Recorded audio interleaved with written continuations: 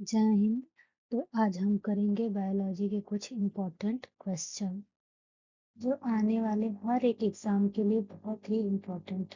आप इस क्वेश्चन को ध्यान से देखिए, जो क्वेश्चन नहीं आते हैं उसको आप अपनी कॉपी में नोट्स कर लीजिए कि आप लिखते रहेंगे तो आपको ये चीजें लंबे समय तक याद रहेंगी। चलिए बिना टाइम वेस्ट किए हम स्टार्ट करते हैं आज के पहले क्वेश्चन से। कंचुक डॉर्टस स्थित होता है। Tunica dartos is located in the testis, ovary, vagina, scrotum. इसका आंसर है टेस्टिस।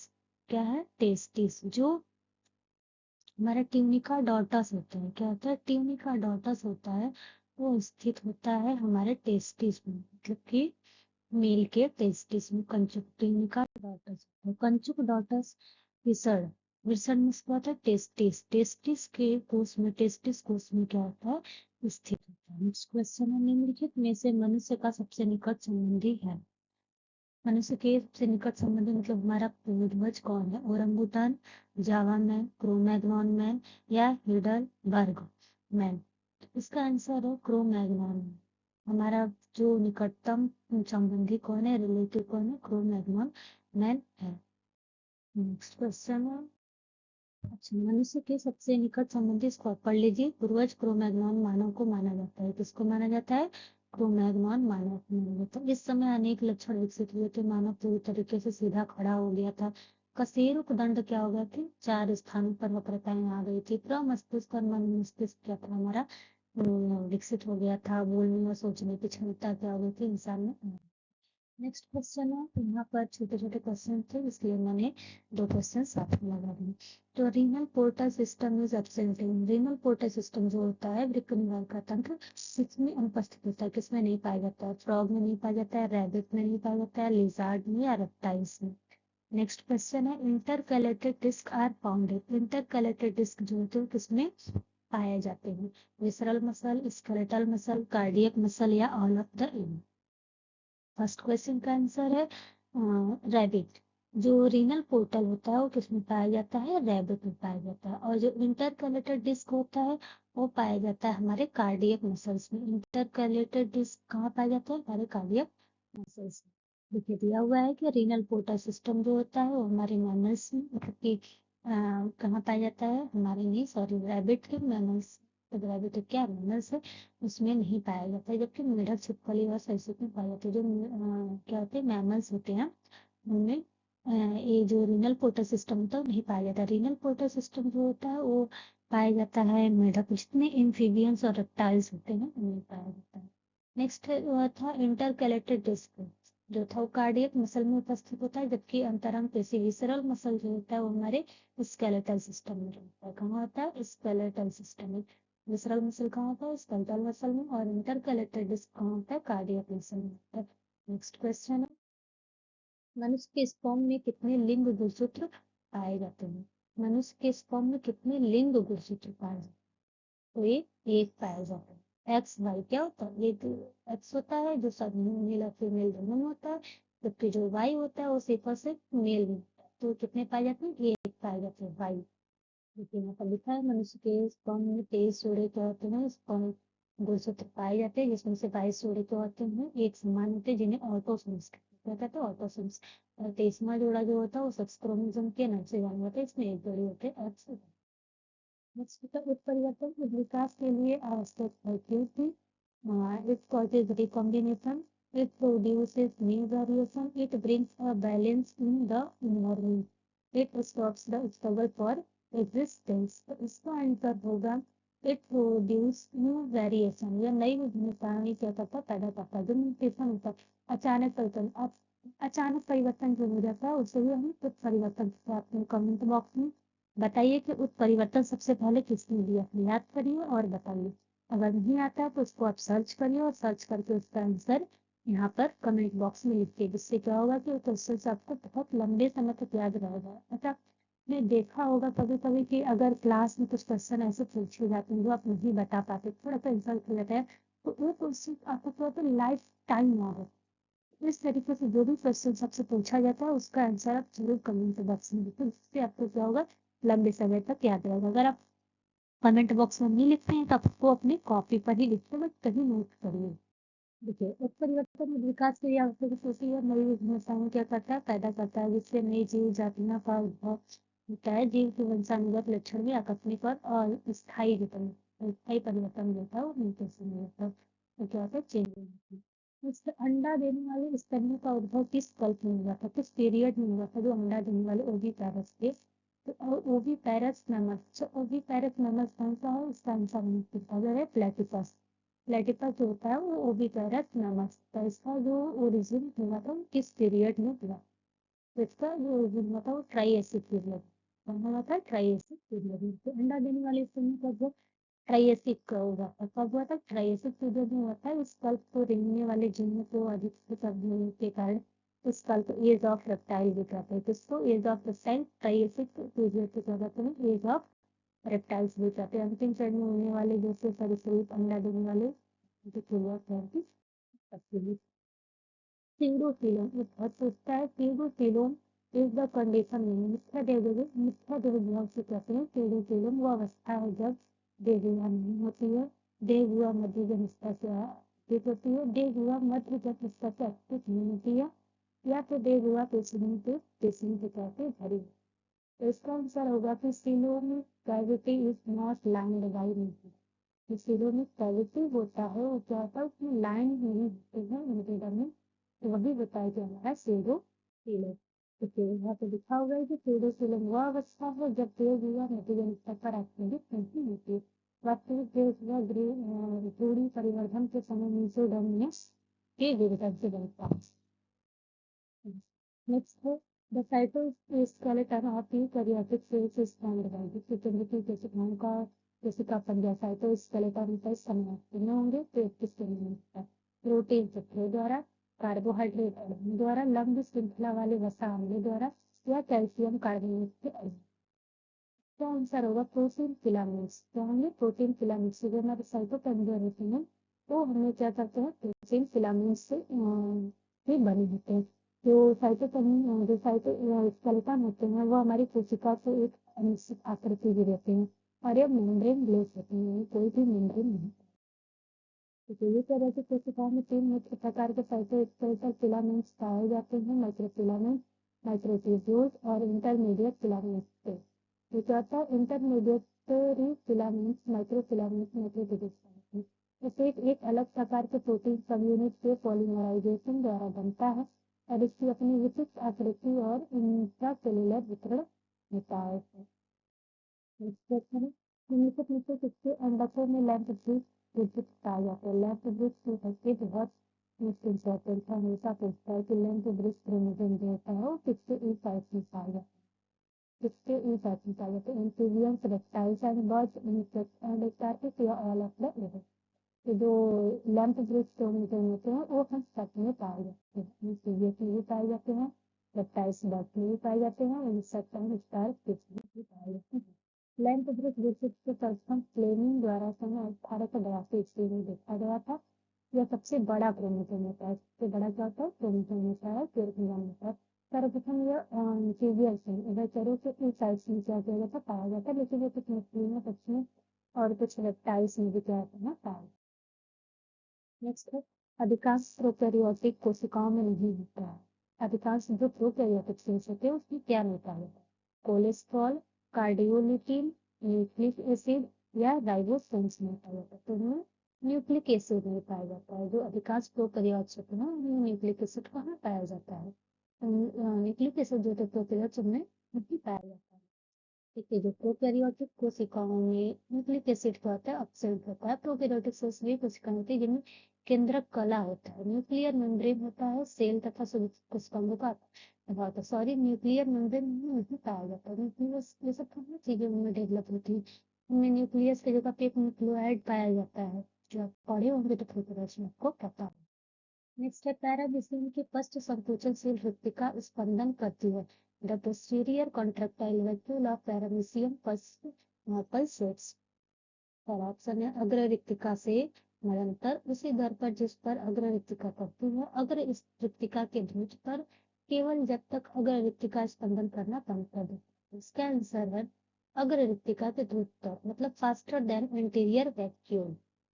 इसका एक्सप्लेनेशन पैरामीशियम का जो पोस्टीरियर वैक्यूल्स होता है अग्र रिक्तिका के बजाय तेज गति करता है। नेक्स्ट होता है स्पंदन करता है। निम्नलिखित में से कौन सा एक मनुष्य में अवशेषीय निवास, ये क्वेश्चन पूछते हैं।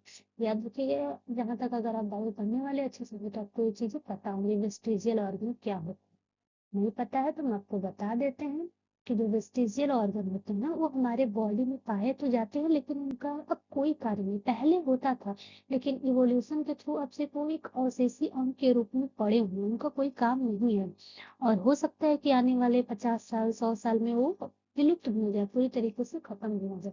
तो इनमें से कौन सा वेस्टिजियल ऑर्गन है? क्या पूछा? नहीं है, वेस्टिजियल ऑर्गन नहीं है।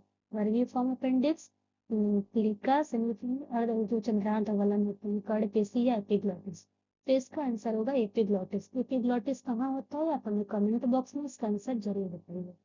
तो एपिग्लॉटिक्स जो है वो हमारे ऑसिसियम नहीं है। देखिए इसमें दे दिया आंसर, मानव के गले में पाई जाने वाली एपिग्लॉटिक्स या ऑसिसियम। अच्छा ठीक है, और एपिग्लॉटिस का काम क्या है वो आप हमें कमेंट बॉक्स में बताइए कि एपिग्लॉटिक्स का वर्क क्या है, क्या करता है, हमारे जो गले में पाया जाता है तो उसका क्या काम है। नहीं है, जबकि ये जो ये क्या है चंद्रार्ध वलन है, कड़ ईयर मसल से ये सब मानव के ऑसिसी अंग है और हमारा अपेंडिक्स है। निम्नलिखित में से कौन सा मानव परजीवी प्रोटोजोआ मनुष्य के मुख में पाया जाता है और मसूड़ों को क्षति पहुंचाता है, हमारे दांतों को क्या करता है? नुकसान पहुंचता है। कभी कभी देखते हैं कि हमारे दांतों से ब्लड भी आने लगते हैं, तो ये पायरिया का कारण है। एंट अवीवा जिंजीवैलिस, एंट अवीवा कोलाई और एंट अवीवा स्टोलिटिका, जियार्डिया, इंटेस्टाइनलिस। तो इसका आंसर है एंट अवीवा जिंजीवैलिस। एंट अवीवा जिंजीवैलिस जो होता है वो क्या करता है? हमारे दांतों के मसूड़ों को नुकसान पहुंचाता है। देखिए एंट अवीवा जिंजीवैलिस आमतौर पर दांतों के और मसूड़ों के आसपास के ऊतकों टिश्यू में क्या होता है पाया जाता है और कभी कभी टॉन्सिल में भी होता है। यह एक अरोगजनक परजीवी अपने भोजन को मुंह के उपकला ऊतकों से खाद्य मलबे बैक्टीरिया आदि करता है। क्वेश्चन है, अनुरूप अंग विकसित होने के कारण एनालॉगस ऑर्गन जो होता है वो किसकी वजह से, मतलब कैसे होता है? एनालॉगस ऑर्गन क्या हो? कन्वर्जेंट इवोल्यूशन की वजह से होता है, डाइवर्जेंट इवोल्यूशन, पैरेलल इवोल्यूशन या प्रोग्रेसिव इवोल्यूशन। तो जो एनालॉगस ऑर्गन होते हैं वो कन्वर्जेंट इवोल्यूशन, इसके थ्रू कन्वर्जेंट हो। कन्वर्जेंट क्या होता है हम आपको समझा देते हैं। मतलब कि बहुत सारे जीव जब आकर हम एक जगह इकट्ठा हो जाएंगे और उनके जो अलग अलग ऑर्गन है उनका काम जब एक हो जाएगा तो हो जाएगा कन्वर्जेंट। कन्वर्जेंट मतलब होता है कि एक जगह जुड़ जाना। और डाइवर्जेंट का अर्थ होता है कि एक जगह से उड़ के पक्षी अलग अलग चले गए बहुत जगह पे, तो उनमें क्या होता है उससे उनका पंख तो वही है लेकिन उनके कार्य क्या होते हैं अलग अलग हो जाते हैं, वो होता है डाइवर्जेंट इवोल्यूशन। जैसे देखिए पहले हमें जो हमारे 4 पाद हैं आप पढ़े होंगे 4 लिम्स हैं, हमारे हाथ हैं, हमारे हाथ क्या हो गए फ्री हो गए, हमारे हाथ का काम अलग हो गया। लेकिन कुत्ता बिल्ली जो भी पशु होते हैं उनमें क्या होते हैं उनके हाथ अभी भी उनको गति प्रदान करने में चलने में हेल्प करते हैं, लेकिन हमारे हाथ पकड़ने में। और जो पक्षियों के हाथ थे वो 4 लिम्स थे वो उनके पंख में बदल गए। आपको पता होना चाहिए कि वो जो उनके पंख होते हैं वो हमारे हाथ के समान ही होते हैं, उनको उड़ने में हेल्प करते हैं।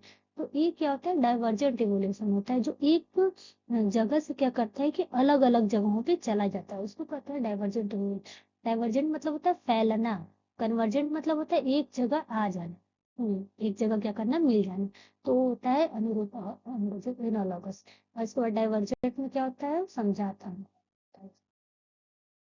देखिए दिया हुआ है समझात अंगों के विपरीत ऐसे हैं जो भिन्न प्रकार के जीवों में समान कार्य के लिए, ये क्या होते हैं सामान्य कार्य के लिए उपयोगित हो जाने के कारण समान दिखाई देते हैं, उन्हें हम एनालॉगस ऑर्गन कहते हैं। क्या कहते हैं? एनालॉगस ऑर्गन कहते हैं। समरूप अंग या अनुरूप अंग एनालॉगस ऑर्गन विकसित होने का प्रमुख कारण अभिसारी कन्वर्जेंट इवोल्यूशन। क्या है इसका मतलब कारण? कन्वर्जेंट इवोल्यूशन, कई जगह से आके क्या होता है एक जगह पर जुड़ जाते हैं। नेक्स्ट क्वेश्चन है, निम्नलिखित में से कौन से वायरस द्वारा जो बर्ड फ्लू होता है फैलता है? इनमें से ये क्या है वायरस का नाम है। तो इसमें पूछ रहा है किस वायरस के कारण बर्ड फ्लू होता है? तो ये H5N1 के द्वारा होता है। कैसे होता है? जो वायरस होते हैं किसके थ्रू होता है? H5N1 के थ्रू होता है। देखिए बर्ड फ्लू जिसे avian influenza type A flu, genus A flu या एवियन फ्लू भी कहते हैं। ये क्या है? बर्ड फ्लू के ही नाम है इतने सारे। अर्थोमिक्सोविरिडे कुल के इन्फ्लुएंजा वायरस ए जीनस के वायरस से होता है। ये वायरस सेंट्रल वायरस कोर से हीमोग्लूटिनिन तथा न्यूरोमिनिडेज प्रोटीन पर आधारित विभिन्न उप प्रकारों में वर्गीकृत कुल 16H तथा 9N उप प्रकार है। इस प्रकार H तथा N के 144 भिन्न भिन्न संयोजन हो सकते हैं। उदाहरण के लिए H1N1, H2N2, H5N1। इन संयोजनों में H5N1 जो होता है उसके कारण क्या होता है? बर्ड फ्लू होता है। आप इतना मत याद रखिए, आपसे क्वेश्चन इतना याद रखना है कि बर्ड फ्लू किसके थ्रू होता है। तो बर्ड फ्लू जो होता है वो H5N1 के थ्रू होता है। नेक्स्ट क्वेश्चन है, सुक्त क्लैम तथा शंभु सभी सदस्य हैं। मतलब पूछ रहा है ओयस्टर, क्लैम्स और जो मसल्स होते हैं वो किससे रिलेटेड है? उसमें गैस्ट्रोपोडा से या बाइवेल्विया से, सिफेलोपोडा से या पॉलीप्लेकोफोरा से। तो इसका आंसर है बाइवेल्विया। जो ओयस्टर होते हैं और क्लैम्स होते हैं, मसल्स होते हैं, बाइवेल्विया से है रिलेटेड। देखिए ओयस्टर, क्लैम्स वो सब किससे हैं? बाइवेल्विया से है रिलेटेड। नेक्स्ट क्वेश्चन है, निम्नलिखित में से कौन सा एक परागपजीवी है? मतलब कि हाइपर पैरासाइट है। वो पूछ रहा है कि निम्नलिखित में से कौन सा हाइपर पैरासाइट है। तो जिनेप्सिला, सेक्युलाइना, एर्सिनिया पेस्टिस, पेडिकुलस। इसका आंसर है एर्सिनिया पेस्टिस। हाइपर पैरासाइट कौन सा है? एर्सिनिया पेस्टिस। देखिए एर्सिनिया पेस्टिस एक तो क्या है? Hyper parasite. एर्सिनिया पेस्टिस क्या है? एक प्रकार का हाइपर पैरासाइट है। नेक्स्ट क्वेश्चन है, ल्यूकोसोलिन की देह भित्ति में उपस्थित मुख्य प्रकार की कोशिकाएं हैं। मतलब the principal cell types present in the body wall of Leucosolenia are. पहला है पाइनेकोसाइट्स, पोरोसाइट्स, कोइनोसाइट्स या अमीबोसाइट्स। इसका आंसर क्या होगा? आप कमेंट बॉक्स में बताइए। तो इसका आंसर अभी हम आपको बता देते हैं। इसका आंसर यही होगा फर्स्ट वाला, पाइनेकोसाइट्स, पोरोसाइट्स, कोइनोसाइट्स, अमीबोसाइट्स। ल्यूकोसोलिनिया के देह भित्ति में उपस्थित मुख्य सेल्स होती हैं, क्या होती हैं? पाइनेकोसाइट्स होती हैं, पोरोसाइट्स होती हैं, कोइनोसाइट्स होती हैं और अमीबोसाइट्स। इसको आप नोट कर लीजिएगा। निम्नलिखित में से कौन सा सही सम्मिलित नहीं है? Dipeptide, two peptide bond. जो डाइपेप्टाइड्स होते हैं उनमें टू पेप्टाइड बॉन्ड होते हैं। या ट्राइग्लिसरॉल में एस्टर लिंकेज होता है। लिनोलेइक एसिड आप पढ़े होंगे, अनसैचुरेटेड फैटी एसिड है। मोनोसैकेराइड जो होता है वो गैलेक्टोज होता है। इसका आंसर क्या होगा? आप वीडियो पॉज करिए और इसके बाद इसका आंसर बताइए। हम आपको इसका आंसर बता देते हैं कि ये जो इसमें गलत है, मोनोसैकेराइड गैलेक्टोज नहीं होता है, ये डाइसैकेराइड होता है। आप पढ़े होंगे बायोमोलिक्यूल्स में, तो उसमें पता चला होगा आपको कि जो गैलेक्टोज होते हैं वो क्या होते हैं? डाइसैकेराइड्स होते हैं, मोनोसैकेराइड्स नहीं होते हैं। ठीक है, डाइपेप्टाइड टू पेप्टाइड बॉन्ड से बना होता है, सही है। ट्राइग्लिसरॉल जो होता है वो ईस्टर लिंकेज का होता है। लिनोलेइक एसिड जो होता है वो अनसैचुरेटेड फैटी एसिड होता है। देखिए दिए गए मोनोसैकेराइड्स गैलेक्टोज सही नहीं है, क्योंकि अन्य विकल्प तथा उनमें उनसे संबंधित बंध के जोड़े नहीं। गैलेक्टोज स्वयं एक मोनोसैकेराइड है। अभी आपको हम बताएं कि जो गैलेक्टोज है वो क्या एक प्रकार का मोनोसैकेराइड है, न कि बॉन्ड है। नेक्स्ट क्वेश्चन है, उपार्जित लक्षणों की वंशागति का सिद्धांत का प्रतिपादन किसने किया था? द थ्योरी ऑफ इनहेरिटेंस और required character was given by. तो उपार्जित लक्षणों की वंशागति किसने दिया था? A V Weismann, J V Lamarck, Louis Pasteur या चार्ल्स डार्विन। इसमें बहुत कंफ्यूजन होता है लोगों को। इसका आंसर चार्ल्स डार्विन। क्या है? उपार्जित लक्षणों की वंशागति ये इन्होंने कहा था। किसने दिया था? डार्विन ने नेचुरल सिलेक्शन वाला दिया था। तो इन्होंने ये कहा था कि जो हमारी लक्षणें मिली जाती हैं वो क्या होती है? हमारे पीढ़ी दर पीढ़ी जाती रहती है, एक जगह से दूसरे एक लोग से दूसरे लोग। उपार्जित लक्षणों की वंशागति का सिद्धांत किसने दिया था? चार्ल्स डार्विन ने दिया था। उपार्जित लक्षणों की वंशागति का सिद्धांत प्रतिपादक जेवी लैमार्क थे। अंगों के उपयोग एवं अनुप्रयोग करने के कारण उत्पन्न ये परिवर्तन वंशानुगत होता है और ये समय के साथ परिमाण में बदलते होते हैं। परिमाण अवधारणा उपार्जित लक्षणों की वंशागति कहते हैं। गलत है, मुझे लग रहा है यहाँ पर भाई मिस्टेक हो गया है। लैमार्क नहीं, यहाँ पर क्या होना चाहिए? डार्विन होना चाहिए। तो देखो जो अंगों का प्रयोग और अनुप्रयोग था वो लैमार्क ने दिया था, लेकिन उपार्जित लक्षणों की वंशागति ये डार्विन दिए थे। तो इसका आंसर आप सही कर लीजिए। चलिए आज यहीं पर हम अपनी क्लास को एंड करते हैं। ये है आपका आज का होमवर्क। आप अगर इस वीडियो को ध्यान से देखे होंगे तो आप इसका आंसर जरूर दे पाएंगे, और अगर आप नहीं दे पा रहे हैं इसका आंसर, इसका मतलब आप ध्यान से नहीं देखे हैं। आप वीडियो को बैक जाइए और इसका आंसर देखिए, इसको अपनी कॉपी में नोट करिए या फिर आप कमेंट बॉक्स में इसका आंसर बताइए। निम्नलिखित में से कौन सा वायरस बर्ड फ्लू फैलाता है? इनमें से अभी आपको हम बताए थे कि कौन से वायरस के नाम होते हैं, इसमें से आप बताइए कि कौन सा वायरस है जो बर्ड फ्लू फैलाता है। उसके बाद नेक्स्ट है, निम्नलिखित में से कौन सा एक मनुष्य में अवशेष है? ये भी आपको बता चुके हैं। इनमें से आप बताइए वेस्टिजियल ऑर्गन कौन सा नहीं है। Thank you so much. आप इस वीडियो को डेली देखा करिए, आप चाहे कहीं जा रहे हो, आ रहे हो, या गाड़ी पर, वैन पर, बस में बैठे हो, ऑटो में बैठे हो, क्योंकि आपके एग्जाम्स बहुत नजदीक है और कंपटीशन इतना टफ है। आप देखेंगे कि बायो से जनरल में 29 सीट्स कैसे होगा। आप ऑल टाइम क्वेश्चंस पे प्रैक्टिस किया करिए। आप जरूरी नहीं कि पढ़ते समय आप अपना प्रैक्टिस कर लिए, नोट्स कर लिए, तो आप प्रैक्टिस करिए। ऐसे वीडियोस नहीं देखिए जिसमें लोग बात करते हैं या जो भी करते हैं। आप सिर्फ अपने क्वेश्चंस, अगर आपको वॉइस नहीं करना है, जैसे कोई है आपके रूम में, तो आप क्या करिए कि वॉइस को एकदम म्यूट कर दीजिए और सिर्फ इसमें जो क्वेश्चंस आते हैं उसको पॉज करिए, उसका आंसर मन में दीजिए, उसके बाद वेट करिए, उसका आंसर देखिए आपका सही है कि नहीं। नहीं सही है तो स्क्रीनशॉट ले लीजिए, स्क्रीनशॉट लेने के बाद इस क्वेश्चन को बाद में नोट्स कर लीजिएगा। आप मन से पढ़ाई करिए। बेस्ट ऑफ लक आप लोगों को। थैंक यू सो मच देखने के लिए। पूरा वीडियो ऐसे बने रहिए और नेक्स्ट क्वेश्चन, नेक्स्ट जो क्वेश्चन की स्लाइड्स है वो हम अपलोड करते जाएंगे आप लोगों को। जय हिंद, जय भारत।